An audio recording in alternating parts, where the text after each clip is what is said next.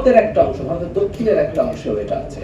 So আমরা একটা আঞ্চলিকভাবে এই উৎসব পালন করা যায় কিনা সেটা আগামী উৎসবেই খতিয়ে দেখব। আমরা তাদের সাথে যোগাযোগ করব এবং এটা এক ধরনের কালচারাল ডিপ্লোম্যাসি তৈরি করতে পারে। আমরা তাদের সাথে কথা বলবো, তাদের প্রতিনিধিরা, সাংস্কৃতিক প্রতিনিধিরা আমাদের দেশে আসবেন, আমাদের সাংস্কৃতিক প্রতিনিধিরা ওই দেশগুলোতে যাবেন। এই ধরনের একটা আঞ্চলিক বর্ষকে কেন্দ্র করে আমরা চেষ্টা করবো। আপনারা অনেকেই জানেন হয়তো ইরানিয়ান বা পার্সিয়ান যে নববর্ষ নওরোজ অনেকগুলো দেশে সেলিব্রেটেড হয়, তারা কম্বাইন্ডলি সেটা করার চেষ্টা করেন।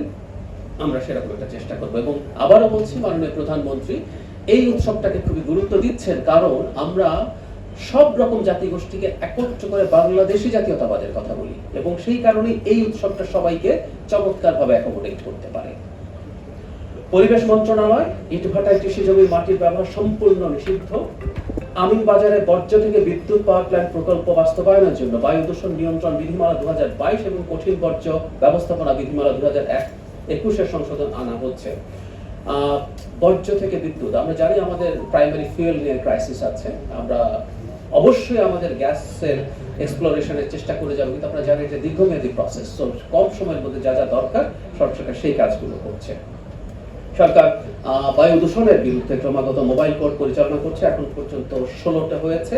29,86,500 টাকা জরিমানা সহ 47টি মামলা করা হয়েছে। কোস্টগার্ড ও বন অধিদপ্তরের সমন্বয়ে সুন্দরবনে operation restore piece in Sundarban এবং অপারেশন ম্যানগ্রোভ শিল্ড নামে অভিযান অব্যাহত রয়েছে।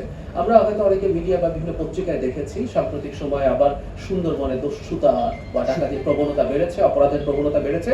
সেটাকে কমব্যাট করার জন্য এই পদক্ষেপ নেওয়া যায়। আমরা আশা করি সেটা নিয়ন্ত্রণে চলে আসবে। যুব ও ক্রীড়া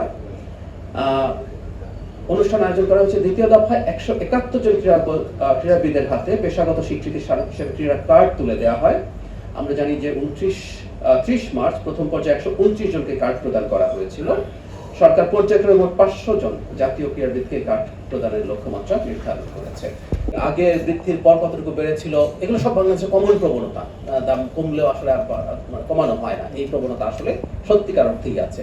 কিন্তু সরকার যখন বসবে সেটাকে বিবেচনায় নেবে।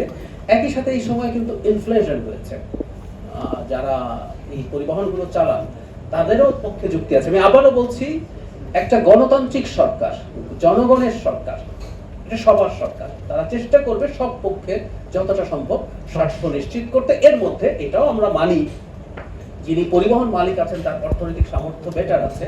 তো আমরা চেষ্টা করব ভোক্তাদের স্বার্থটাও যাতে একই সাথে ভালোভাবে রাখা যায়। একটা সময় যখন জনগণের ভোট প্রয়োজন ছিল না, তখন এই ধরনের শক্তিশালী মানুষ যারা আছেন তাদের কথা দিয়ে সব হতো।